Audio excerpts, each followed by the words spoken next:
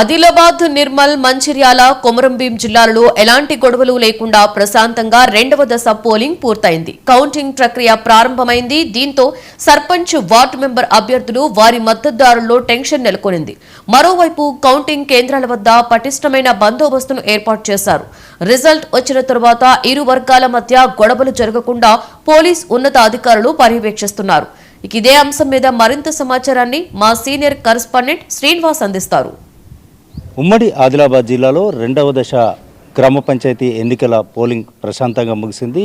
ఇప్పుడే దాదాపుగా ఉదయం 7 గంటల నుంచి 1 గంట వరకు అయితే ఈ పోలింగ్ సమయాన్ని కేటాయించారు. దీనికి సంబంధించి ఓటర్లంతా కూడా ఉదయం నుండి మధ్యాహ్నం 1 గంట వరకు తమ ఓటు హక్కును వినియోగించుకున్నారు. అయితే ఉదయం నుంచి 7 గంటల నుంచి 1 గంట వరకు ఓటర్లంతా కూడా పోలింగ్ కేంద్రాలకు తరలి రావడంతో పోలింగ్ కేంద్రాలన్నీ కూడా ఓటర్లతో కలకలనాడినటువంటి పరిస్థితి. ప్రస్తుతం ఆ పోలింగ్ సమయం ముగిసింది. ఇప్పుడు కౌంటింగ్ ప్రారంభమైంది. ఈ నేపథ్యంలో ఇక్కడ దాదాపు పోలింగ్ కేంద్రాలు అప్పుడు ఓటర్లతో కలకలలాడినటువంటి నేపథ్యంలో ప్రస్తుతం అయితే ఆ పోలింగ్ సమయం ముగిసిపోవడంతో పోలింగ్ కేంద్రాలన్నీ కూడా వెలవెలబోతున్నటువంటి పరిస్థితి కనబడుతుంది. దీనికి సంబంధించి ఉమ్మడి ఆదిలాబాద్ జిల్లా వ్యాప్తంగా ప్రస్తుతం అయితే ఎక్కడ ఎలాంటి సంఘటన చోటు చేసుకోకుండా అక్కడక్కడ కొంత ఇరు పార్టీల అభ్యర్థులు ఎవరైతే అంటే మద్దతుదారుల మధ్య కొంత వాగ్వాదం చోటు చేసుకుంది. కొంతమంది పార్టీల ఎవరైతే మద్దతుదారులతో పాటు కొంతమంది నాయకులు ఉన్నారో ఆ నాయకుల మధ్య అక్కడక్కడ చిన్నపాటి ఘర్షణలు, ఒకరిపై ఒకరు మాట్లాడుకోవడం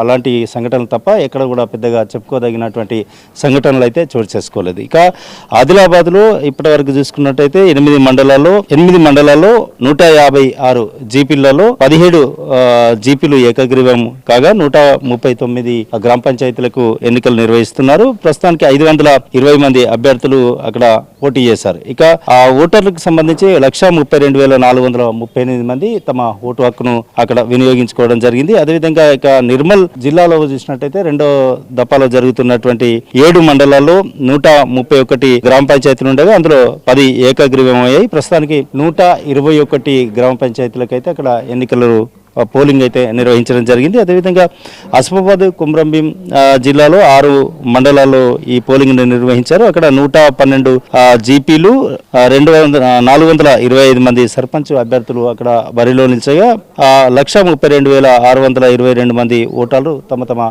ఓటు హక్కును వినియోగించుకున్నారు. ఇక మంచిర్యాలలో ఉన్నటువంటి 7 మండలాల్లో ప్రస్తుతం 111 జీపీలు సంబంధించి గ్రామ పంచాయతీలకు సంబంధించి ఎన్నికలు అయితే నిర్వహించారు.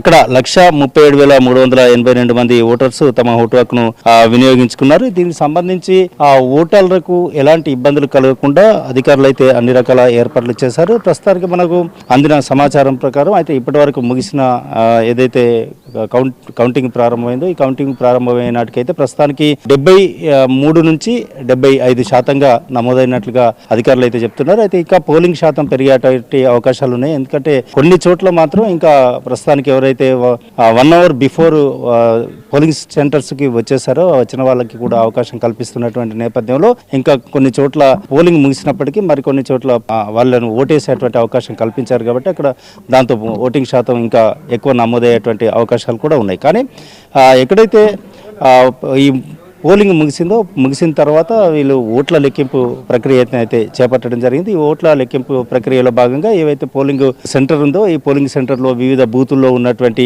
బ్యాలెట్ బాక్సులు ఏవైతే ఆ బ్యాలెట్ బాక్సులన్నింటి కూడా ఒక దగ్గరికి తీసుకొచ్చారు. ప్రస్తుతానికి లెక్కింపు ప్రక్రియనైతే చేపడుతున్నటువంటి పరిస్థితి. అయితే ముందుగా ఈ బాక్సులను అన్నింటినీ కూడా ఒక దగ్గరికి చేర్చిన తర్వాత అందులో ఉన్నటువంటి సర్పంచ్ కు వేసినటువంటి ఓట్లు అయితే ఏవైతున్నాయో ఆ సర్పంచ్ కు పడ్డ ఓట్లు, అదేవిధంగా ఇటు వార్డు సభ్యులకు వేసినటువంటి ఓట్లను వేరువేరుగా చేసి ఒక్కొక్క బ్యాండిల్ 25 ఓట్లతో ఒక బ్యాండిల్ని తయారు చేసిన తర్వాత సర్పంచులకు వేసినటువంటి ఓట్లన్నీ ఒక దగ్గరికి చేరుస్తారు. అదేవిధంగా ఇటు వార్డు సభ్యులకు సంబంధించినటువంటి మొదటి వార్డు, 1వ వార్డు, 2వ వార్డు, 3వ వార్డుగా అన్నట్లు ఇట్లా విభజించేసి వాటిని కూడా వేరువేరు చేసిన తర్వాత ముందుగా ఏదైతే లెక్కింపు వార్డుల వారీగా జరుగుతుంది, వార్డుల వారీగా జరిగిన తర్వాత వార్డు సభ్యుల ఎన్నికలు ప్రకటిస్తారు. దాని తర్వాత సర్పంచ్కు సంబంధించినటువంటి జరిగినటువంటి ఓట్ల లెక్కింపు అనేది కొనసాగుతుంది. ఆ ఓట్ల లెక్కింపుతో సర్పంచ్ ఓట్లను లెక్కించిన తర్వాత సర్పంచ్ అభ్యర్థిని కూడా ప్రకటించడం జరుగుతుంది. ఈ ప్రక్రియ అంతా కూడా ఇక్కడ ఉన్నటువంటి రిటర్నింగ్ ఆఫీసర్ ఎవరైతే ఉన్నారో ఆయన పర్యవేక్షణలో జరుగుతుంది. ఈ రెండు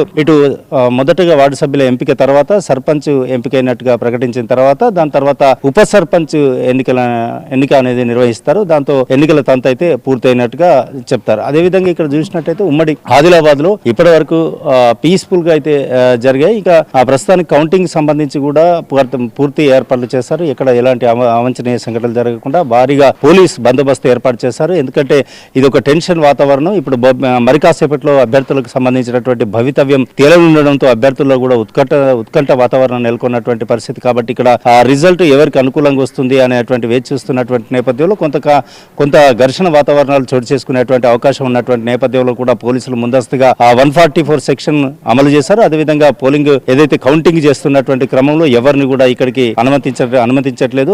పగడ్బందీ చర్యలు అయితే తీసుకున్నారు. ఓవరాల్ గా తీసుకున్నట్టయితే ఉమ్మడి ఆదిలాబాద్ జిల్లా వ్యాప్తంగా జరిగినటువంటి రెండవ దఫ జరిగినటువంటి ఎన్నికలన్నీ కూడా పీస్ఫుల్ గా అండ్ సేఫ్ గా జరిగినాయని చెప్పొచ్చు. వీడియో జర్నలిస్ట్ సారాయితో శ్రీనివాస్, ఆదిలాబాద్ జిల్లా నుండి. డిప్యూటీ